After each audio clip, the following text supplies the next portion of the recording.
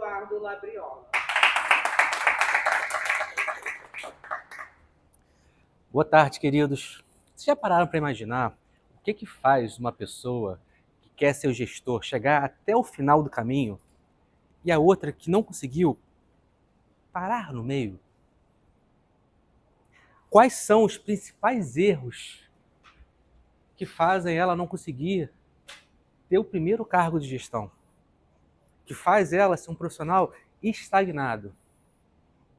Eu quero compartilhar com vocês hoje os 3 principais erros, através de 3 histórias pessoais. 3 erros que eu já cometi e quero compartilhar para que vocês não cometam esses mesmos erros.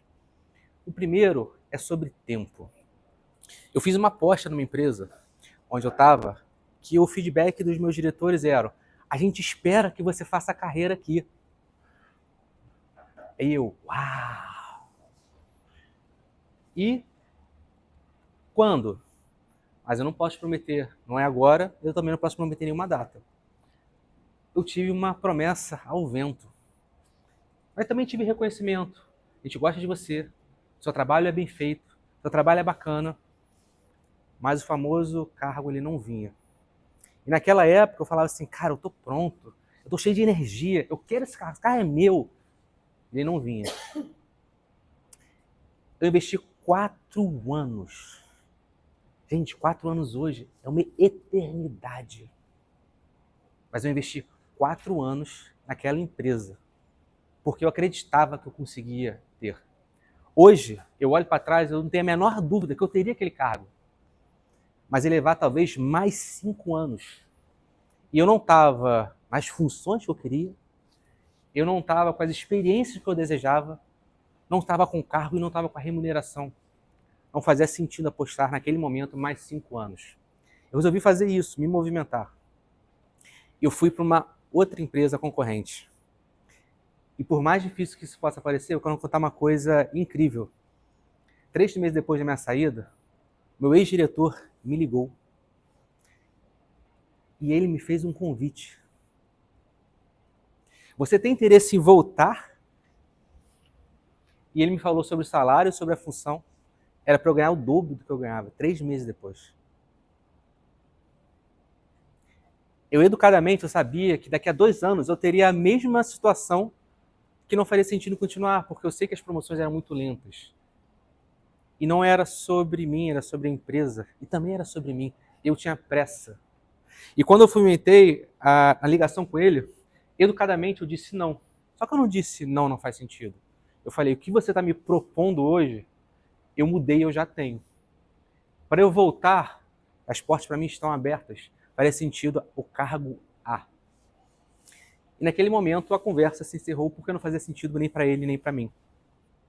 E quando eu fui para essa nova empresa, eu comecei a me dedicar muito. Porque eu falei, não é mais o fator tempo. E eu comecei a me dedicar muito mais do que os meus pares. Como assim? Cara, eu trabalhava mais. Eu assumia mais desafios. Eu sugava mais do meu gerente. Eu sugava e todo mundo sabia disso. Mas por quê? Porque eu estava afim. Porque aquilo era muito importante para mim. E a cultura da empresa era uma cultura que eu sabia que era uma cultura que não fazia sentido para a minha jornada. Por quê? Porque era uma cultura de muitos conflitos. Então, era uma cultura de procurar muitos culpados. Quando tinha problema, quem foi o culpado? E numa das reuniões, quando as pessoas queriam muito culpado, e eu até numa situação meio audaciosa, eu falei assim, pessoal, a culpa é minha, agora como é que a gente resolve? Aí você desmorona todo mundo que queria focar muito no culpado.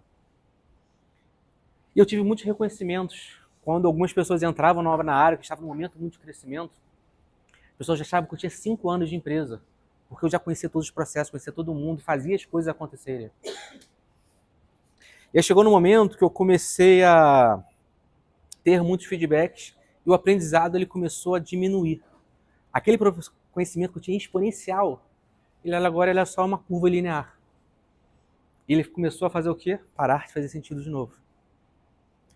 E eu fiz a coisa que talvez vocês possam imaginar. Eu me movimentei novamente.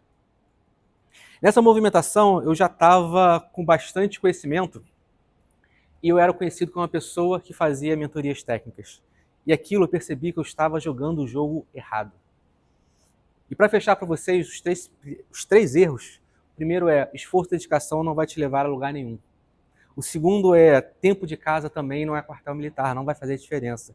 E o terceiro é, vocês precisam entender o jogo corporativo.